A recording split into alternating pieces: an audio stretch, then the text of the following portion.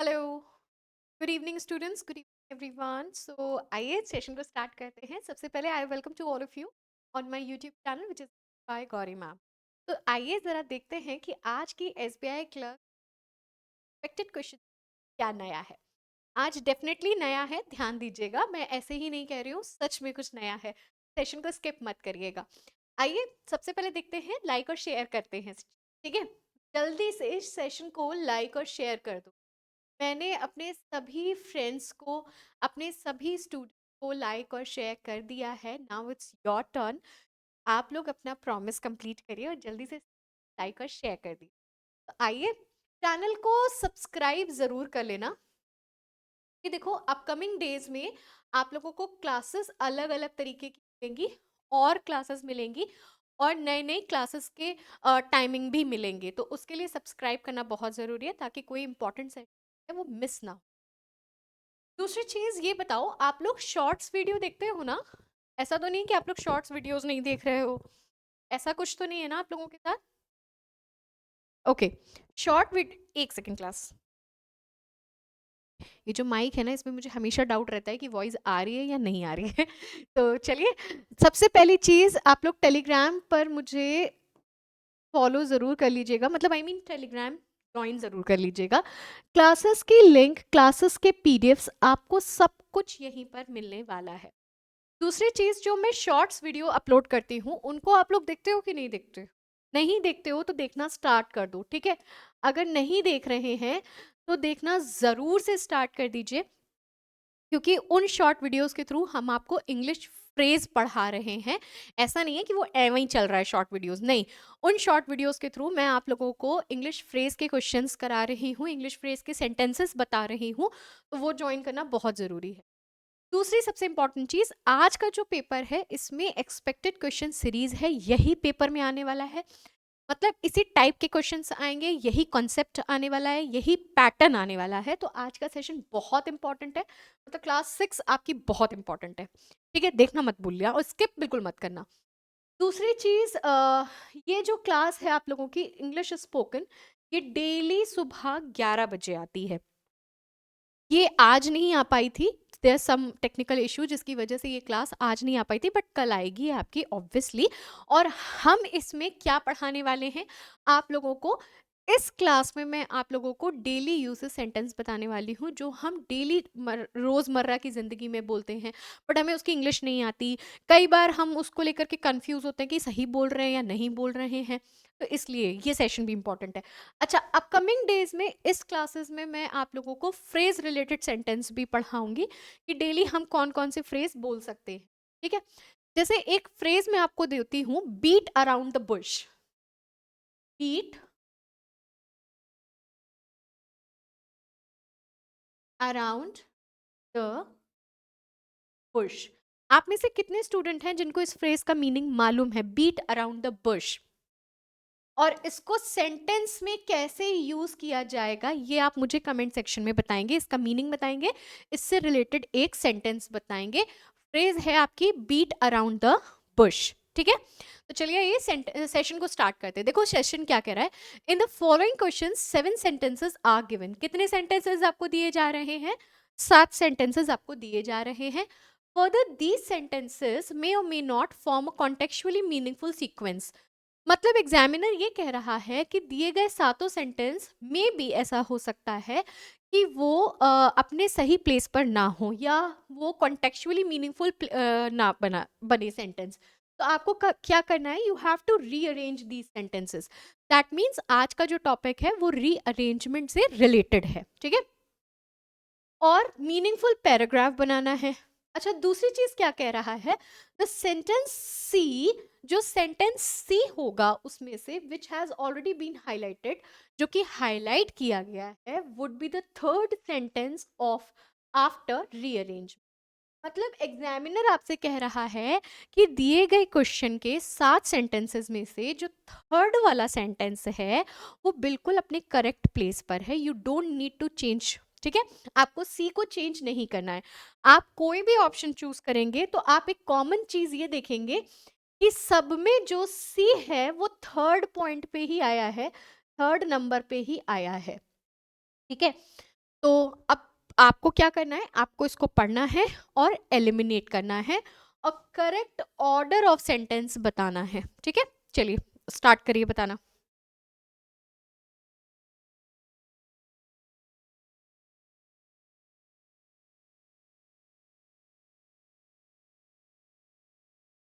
आप एलिमिनेशन का प्रोसेस भी लगा सकते हो गाइज, एलिमिनेशन का प्रोसेस भी लगा सकते हो। क्वेश्चन की विजिबिलिटी प्रॉपर है स्क्रीन पर, आप आराम से इसको देख सकते हैं और बता सकते हैं।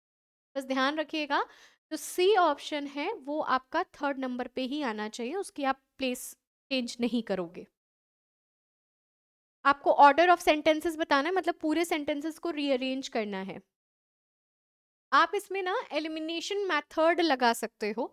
आप में से जितने भी ऐसे स्टूडेंट हैं जो मेरे साथ पहले भी पढ़ चुके हैं और जिन्होंने नहीं पढ़ा है वो अब सीखेंगे, जो पहले पढ़ चुके हैं वो जानते हैं, ठीक है। एलिमिनेशन मेथड रीअरेंजमेंट के लिए सबसे बेस्ट मेथड माना जाता है। मुझे तो बहुत बेस्ट मेथड लगता है, बिकॉज आपको इसमें पूरे सेंटेंसेस पढ़ने की जरूरत नहीं है, बट हाँ आपकी रीडिंग पावर बहुत अच्छी होनी चाहिए, तो डेफिनेटली आप इसको कर ले जाएंगे।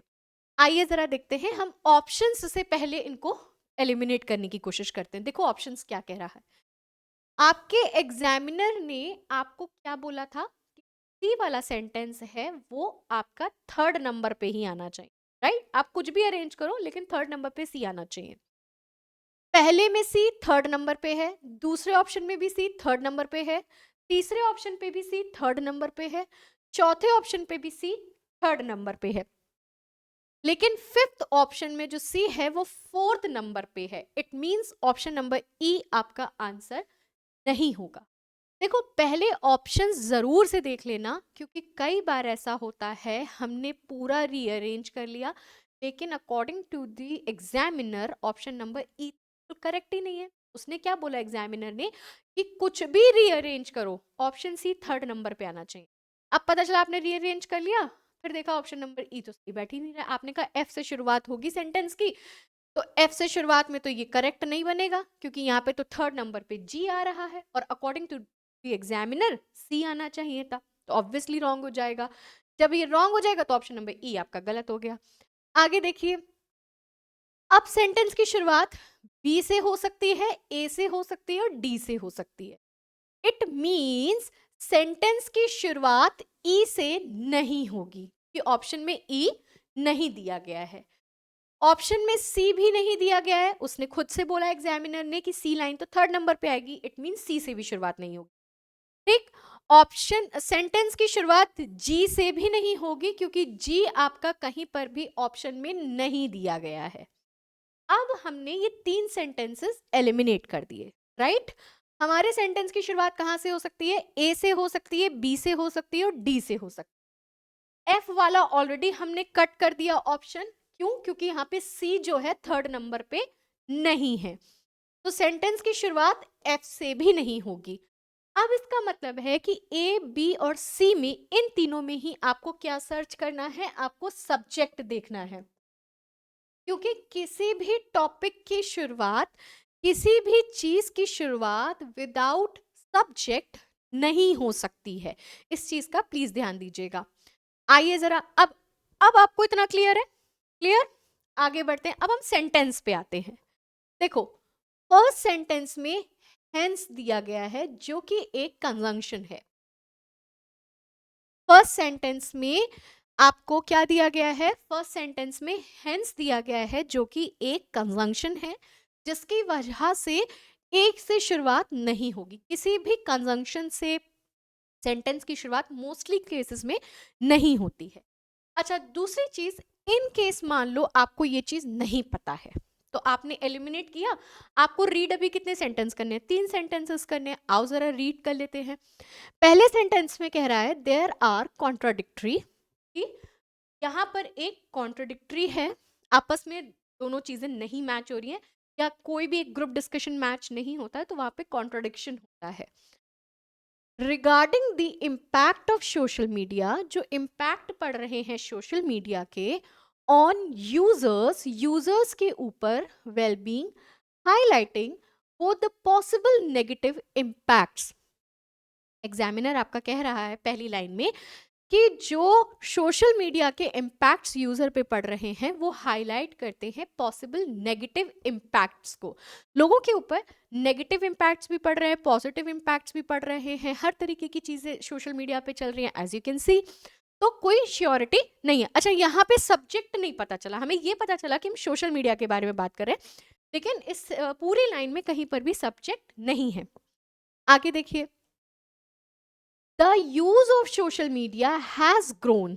अब देखो यहाँ पे दिया गया है article the use of social media has grown substantially in recent year. कुछ ही सालों में सोशल मीडिया ग्रो हुआ है।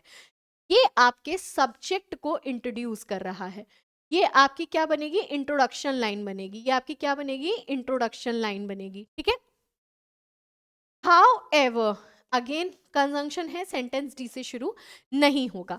अब हमें ये पता चल गया कि ऑप्शन नंबर ए भी राइट नहीं है, ऑप्शन नंबर सी भी राइट नहीं। अब आपके पास कितने ऑप्शंस बचे, बी बचा और डी बचा। देखो आपको पेयर अप बनाना है। एलिमिनेशन के मेथड में एक पेयर मेथड भी आता है। पेयर क्या बनाना है, या तो जो बी है आपका ई से बैठेगा, या तो जो बी है वो आपका ए से बैठेगा। आपको फाइंड आउट करना है कि किससे बैठेगा। आपको बस स्टार्टिंग के दो पेयर्स बनाने हैं, जैसे ही आप ये पेयर बना ले जाओगे वैसे ही आपका ऑप्शन हो जाएगा, राइट। आपको पूरा पढ़ने की जरूरत ही नहीं पड़ेगी। आओ देखो कैसे। बी में क्या कह रहा है, the use of social media has grown. Use of जो सोशल मीडिया है, लोग जो जिस तरह से यूज कर रहे हैं सोशल मीडिया का, रिसेंट ही ईयर्स में बढ़ा है। अच्छा, आप देखोगे कि जितनी भी ब्लॉगिंग स्टार्ट हुई है, चाहे वो फूड ब्लॉगर हो, चाहे लोग अपनी डेली लाइफ को ब्लॉगिंग के थ्रू दे रहे हो, वो रिसेंटली 4 to 5 ईयर्स से आप लोग ज्यादातर देख रहे हो। इससे पहले तो ऐसा कुछ भी नहीं था, राइट। तो यहाँ पे क्या हो गया कि B is the introduction line. अब बी से आप देखो ई होगा कि ए होगा। ई पढ़ते हैं, social media refers to the online tools. Social media refer करता है ऑनलाइन टूल्स को that facilitate interaction between user by providing them opportunities to share information and interest। Social media जो है वो रिफर कर रहा है ऑनलाइन टूल्स, मतलब आजकल सोशल मीडिया के थ्रू लोग इनकम भी जनरेट कर रहे हैं, है ना। इंट्रैक्शन फैसिलिटेट कर रहा है, फैसिलिटीज दे रहा है इंट्रैक्शन की, किसके किसके बीच में, यूजर्स के बीच में और अपने बीच में। बाय प्रोवाइडिंग देम अपॉर्चुनिटी, वो अपॉर्चुनिटीज प्रोवाइड कर रहा है टू शेयर इंफॉर्मेशन और इंटरेस्ट, कि लोग अपना इंफॉर्मेशन, अपना इंटरेस्ट शेयर कर सकें सोशल मीडिया पे। ऑब्वियसली बी और ई आपस में सही जाएंगे क्योंकि आपने सब्जेक्ट का इंट्रोडक्शन दिया और अभी भी आपका इंट्रोडक्शन ही चल रहा है कि भाई रिसेंट ईयर्स में सोशल मीडिया बढ़ा है और सोशल मीडिया क्या क्या हमें फैसिलिटीज दे रहा है ना। तो बी और ई वाला ऑप्शन सही हो जाएगा। That means option number B is the right answer. अब स्टोरी यहां पे खत्म नहीं होती है, स्टोरी अब यहां से शुरू हुई है। देखो कैसे, अगर आप इस वाले क्वेश्चन को अच्छे से कर ले जाएंगे तो आपके अपकमिंग क्वेश्चंस में विद इन 1 सेकेंड का टाइम लगेगा और आप आंसर को जज कर लोगे। कैसे, देखो सेकेंड क्वेश्चन आपका एग्जामिनर पूछ रहा है उसी पैरा से कि आपकी सेकेंड लाइन क्या होगी। अगर आपने वहां पर सही चूज किया है तो आपको सिर्फ टिक लगाना है और टिक लगा के बताना है कि सेकेंड लाइन हमारी ई है। मैंने पूरा पैरा भी नहीं पढ़ा क्योंकि मैं ऑलरेडी पढ़ चुकी हूं, मैं पूरा ऑर्डर ऑफ सीक्वेंस क्लियर कर चुकी हूं।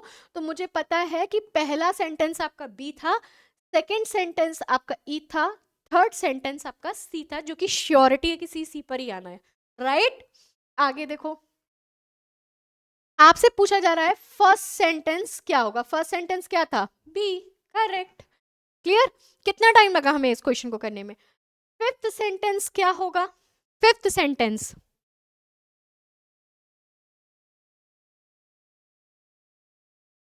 फिफ्थ सेंटेंस आपका हो जाएगा जी। Option number C is the right answer, है ना। देखा कितना इजी है। फोर्थ सेंटेंस आपका क्या होगा, क्या क्या बना था, बी बना था, ई बना था, सी बना था, उसके बाद एफ बनेगा और जी बनेगा। तो पहला सेंटेंस हमारा हो गया बी, सेकेंड सेंटेंस हो गया ई, थर्ड सेंटेंस हो गया सी एंड फोर्थ सेंटेंस हो गया एफ, फिफ्थ सेंटेंस हो गया जी। F is the right answer. देखा कितना आसान था। अगर आप इसको अच्छे से कर ले जाओगे तो डेफिनेटली यार इससे आसान कुछ भी नहीं है, ठीक है। आइए, अब यहाँ पे जो क्वेश्चन है आपका, ये वर्ड स्वैप का क्वेश्चन है, ठीक है। वर्ड स्वैप का क्वेश्चन है, ये एग्जाम में बहुत देखा जाता है, बहुत देखा जाता है, इसलिए ध्यान से पढ़ के मुझे आंसर बताइए, कौन कौन से वर्ड्स आपस में स्वैप होंगे।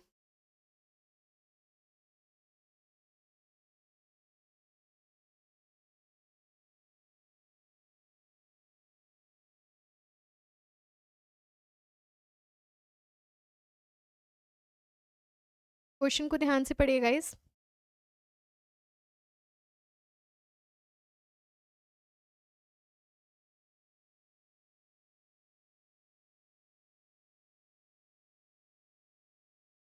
इसमें ऐसा कोई भी वर्ड नहीं है जिसके मीनिंग आपको ना पता हो, आई डोंट थिंक। पढ़िए और बताइए कि आपस में कौन कौन से ऐसे वर्ड हैं जो आपस में स्वैप होंगे, मतलब बदले जाएंगे। You have to read that question.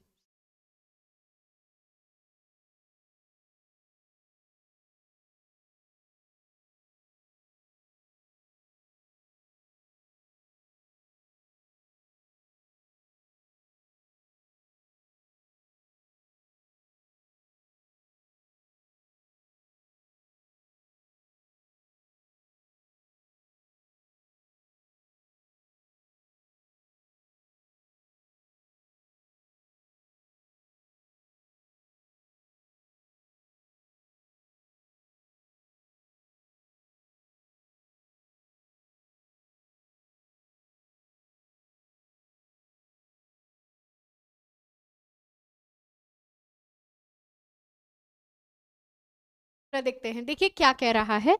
Promote का मीनिंग क्या होता है, किसी को इनकरेज करना, प्रमोशन करना हाई प्लेस पर, राइट।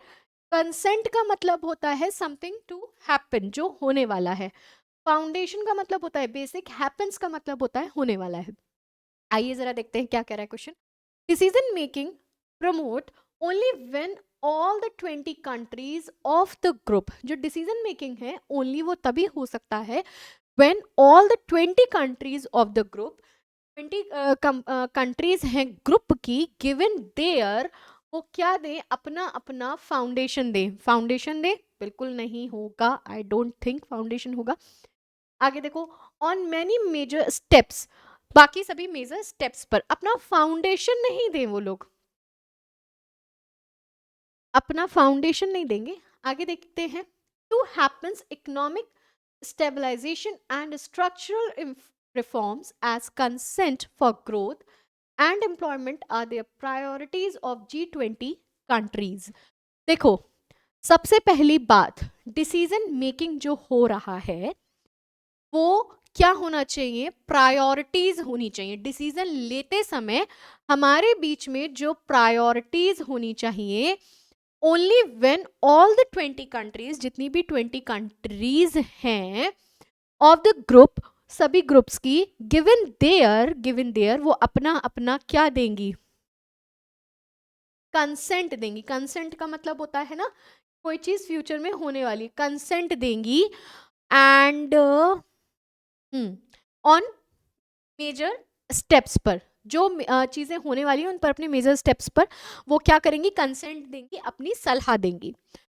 टू, टू की जगह, टू के साथ आएगा promote, to promote economic stabilization, कि हमें इकोनॉमिक स्टेबलाइजेशन को प्रमोट करना है, एंड स्ट्रक्चरल रिफॉर्म्स को as what, as foundation for growth, as foundation for,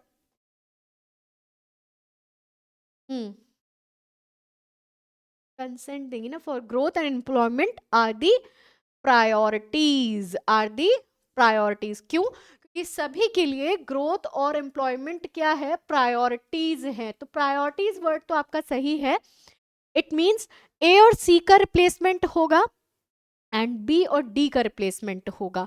तो ए की जगह पर सी वाला वर्ड आएगा और सी की जगह पर आपका ए वाला पॉइंट आएगा, जो कि बिल्कुल सही है ना।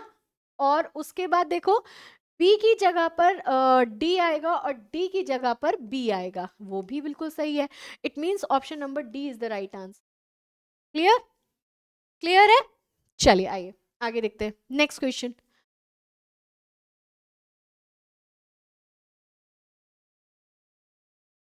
बहुत अच्छा क्वेश्चन है। अगेन इसमें ऐसा कोई भी वर्ड नहीं है। प्रोडक्ट्स की मतलब आपको मालूम होना चाहिए, कॉन्सिक्वेंसेस का मीनिंग मालूम होना चाहिए, प्रोसेसिंग का मीनिंग मालूम होना चाहिए, स्पिरिचुअल का मीनिंग मालूम होना चाहिए और कंपोजिशन का भी मीनिंग मालूम होना चाहिए। स्पिरिचुअल का मतलब होता है जो भक्त होते हैं, स्पिरिचुअलिटी।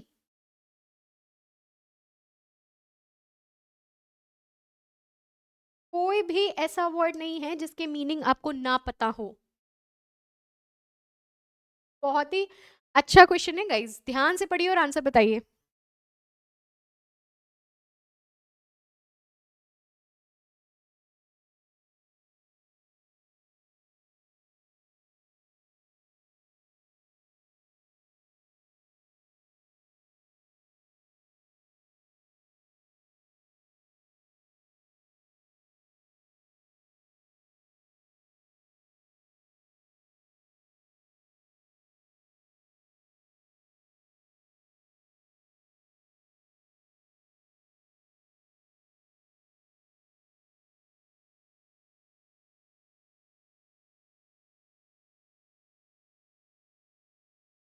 इतना टाइम इनफ है क्वेश्चन को रीड करने के लिए। आइए जरा देखते हैं क्या कहा जा रहा है। सबसे पहली बात, मोनास्टिज्म का मतलब होता है वह लोग जो एक ग्रुप के द्वारा, एक पूजा पाठ के ग्रुप के द्वारा जो बॉन्ड होते हैं, बाउंड होते हैं कि उनको पूजा पाठ करना है या रिलीजियस पथ पर चलना है, इस तरीके के लोगों की बात हो रही है। देखो, मोनास्टिज्म ऑफर्ड सोसाइटी, ये ऑफर करता है सोसाइटी को अप प्रोडक्ट्स, प्रोडक्ट्स के बारे में, outlet and ideal with important consequences. ठीक है, consequences for medieval culture, medieval culture के बारे में ये लोगों को आइडियल विद इंपॉर्टेंट कॉन्सिक्वेंसेस, बहुत सारे इंपॉर्टेंट कॉन्सिक्वेंसेस के साथ ये लोगों को मेडुअल कल्चर के बारे में बताता है। Seasonality of milk may be defined simply as the changes in composition and suitability for processing into dairy based spiritual throughout the calendar। अच्छा आप देखो, सेकेंड सेंटेंस में, सेकेंड स्टेटमेंट में बात हो रही है कि जो सीजनैलिटी ऑफ मिल्क है मे बी डिफाइंड, वो डिफाइन किया जा सकता है simply as the change in composition, कि चेंज किया जाए उनके कंपोजिशन को और सुटेबिलिटी को, कि वो प्रोसेस करें into dairy based. Dairy based मतलब चीज़ों को, जो दूध के बारे में बात हो रही है उससे रिलेटेड बात है, लेकिन यहाँ पर स्पिरिचुअल वर्ड बिल्कुल भी सही नहीं होगा, क्योंकि स्पिरिचुअल वर्ड जो है वो भक्ति को, अंधमय को, विश्वास विश्वास को दिखाता है, जो कि इस सेंटेंस में बिल्कुल भी करेक्ट नहीं है।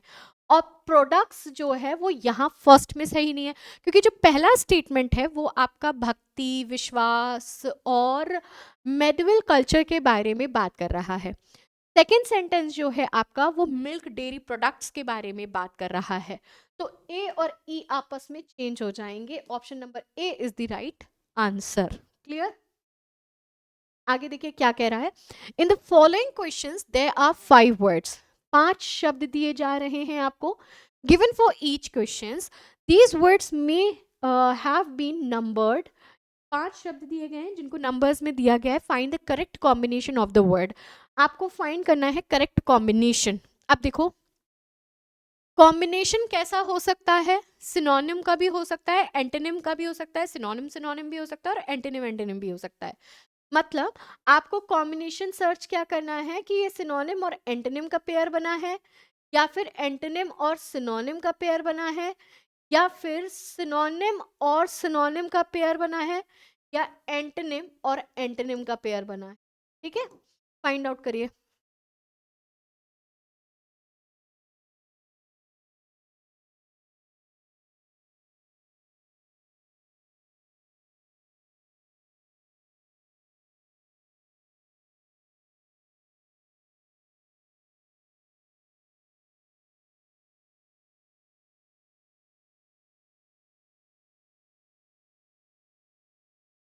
जल्दी से बताइए। कमेंट में आंसर दे सकते हैं आप लोग, ऐसा नहीं है, कमेंट आप लोगों के लिए ओपन है, आप लोग कमेंट में मुझे आंसर दे सकते हैं।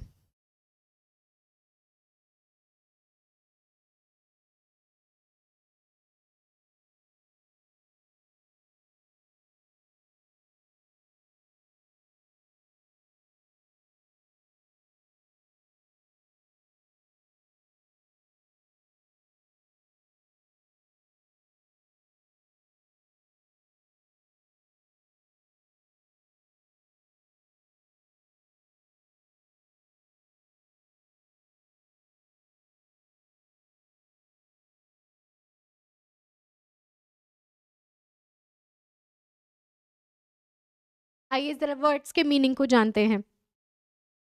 टिमिड का मतलब क्या होता है? लैक ऑफ करेजेस और कॉन्फिडेंस और इजीली थ्रेटन्ड। आप ये कह सकते हो लैक ऑफ करेजेस मतलब कि ताकत ना होना या कॉन्फिडेंस की कमी होना। रिजेक्शन का मतलब होता है सैड, डिप्रेस्ड।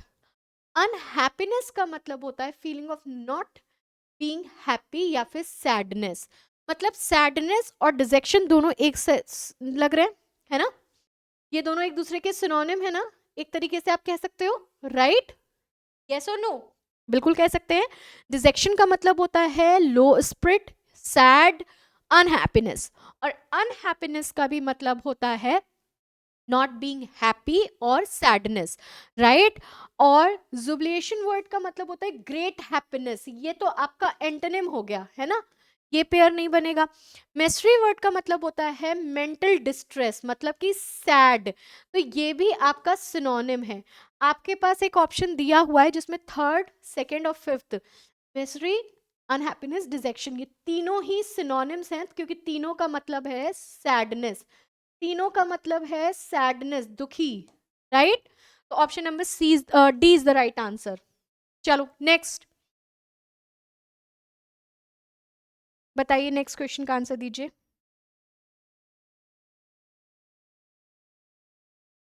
आपको ऐसे पेयर ही बनाना है। पेयर सिनोनिम का भी बन सकता है और एंटोनिम का भी बन सकता है, ऐसा कुछ नहीं है। पेयर आपके ऊपर डिपेंड कर रहा है कि आपको जो भी वर्ड लगता है कि हाँ ये ऐसा हो सकता है तो इसको आप ज्वाइन कर सकते हो, ठीक है?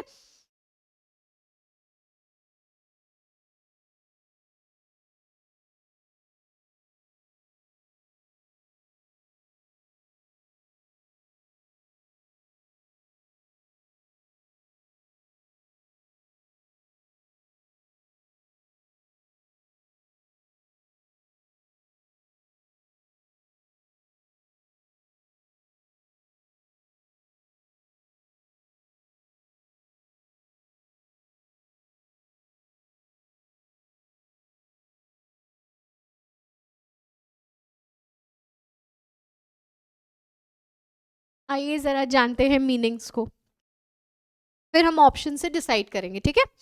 सबसे पहले स्पोकी वर्ड का मतलब होता है सिंसियर और गोस्टी ना, फियर, अनईजीनेस। आपको डर लग रहा है, आपको भूत से डर लग रहा है, आपको अंधेरे से डर लग रहा है, आपको किसी चीज से जब डर लगता है, कॉसेज ऑफ फियर मतलब फियर के, डर के कारण होना, स्पोकी, ठीक है? कॉल्म का मतलब होता है uneasy feeling of doubt, worry, fear.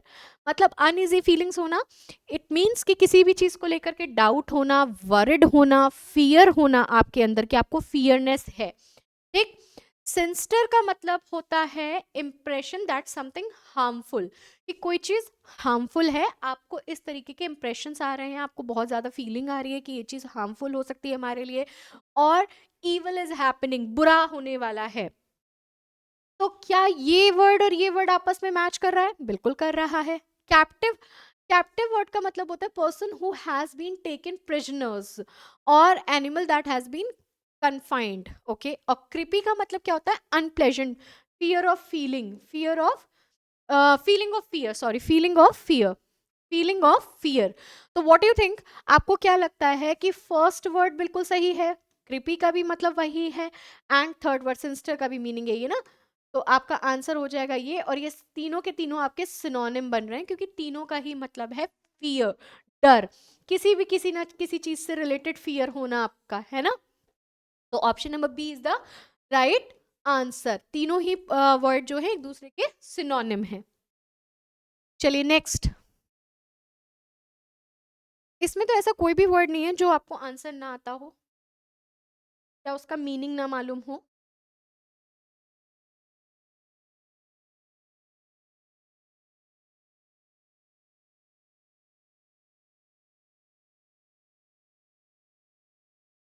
Find out करिए।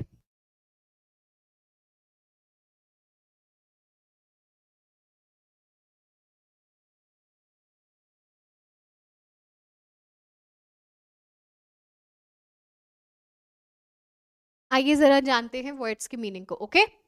देखो, लूमिंग वर्ड का मतलब क्या होता है? लूमिंग का मतलब क्या होता है? What you think? Something happened, जो होने वाला है, ठीक है? समथिंग हैपेंड, जो होने वाला है। मैं आपको देखो वर्ड्स के मीनिंग बता सकती हूँ, you have to choose. About to happen, looming का मतलब होता है अबाउट टू हैपन। हाँ बिल्कुल, ठीक है। काउंटर वर्ड का मतलब क्या होता है? काउंटर का भी मतलब होता है कि आपने किसी चीज का अपोजिशन करना, स्पीक और एक्ट टू अपोजिशन, किसी भी चीज के खिलाफ एक्ट करना, काउंटर करना। एमिनेंट वर्ड का भी मतलब होता है समथिंग अबाउट टू हैपन। और ये दो वर्ड्स के मीनिंग आप लोग मुझे कमेंट सेक्शन में बताएंगे, और आप लोग मुझे कमेंट बॉक्स में बताएंगे कि ये सिनोनिम का पेयर बन रहा है या फिर एंटोनिम का पेयर बन रहा है। ठीक है, तो ये मुझे आप कमेंट सेक्शन में दोगे, ये आपके लिए होमवर्क है। ठीक है, इसका आंसर मैं आपको कहाँ दूंगी? इसका आंसर मैं आपको नेक्स्ट सीरीज में दूंगी। ठीक, चलिए। क्लासेस को मिस मत करा करो आप लोग, क्लासेस बहुत इंपॉर्टेंट है। आप में से काफ़ी स्टूडेंट ऐसे हैं जो क्लासेस को मिस कर देते हैं, तो प्लीज़ आप लोग क्लासेस को बिल्कुल भी मिस मत करिए। एक एक सेशन आपके लिए बहुत इंपॉर्टेंट है। आपकी इंग्लिश वीक है, इंटरव्यू में इंग्लिश आएगी ही आएगी, आपको मालूम है। एसबीआई क्लर्क की मैं बात नहीं कर रही, मैं पीओ की बात कर रही हूँ, या अदर एग्जाम्स जिनमें आपका इंटरव्यू होता है। साथ ही साथ इंटरव्यू ना भी हो, लेकिन कई बार ऐसा होता है कि हमारे अंदर कॉन्फिडेंस की बहुत कमी होती है कि हम कैसे चीज़ों को बोलें, कैसे क्या करें, हमें इसका वर्ड का मीनिंग नहीं मालूम है। तो इन सब चीज़ों के लिए आपको सुबह 11 बजे की ये क्लास बिल्कुल भी मिस नहीं करनी है। इसको ज़रूर से आप लोग ज्वाइन करा करिए। ठीक है, तो चलिए मिलते हैं आपसे नेक्स्ट सेशन में। तब तक के लिए चैनल को सब्सक्राइब ज़रूर कर लीजिएगा। इंग्लिश बाय गौरी मैम, मिलते हैं आपसे नेक्स्ट सेशन में। ध्यान रखिएगा अपना गाइज, और सेशन को सब्सक्राइब लाइक शेयर ज़रूर से कर लीजिएगा। ठीक है, तो गुड नाइट एवरीवन।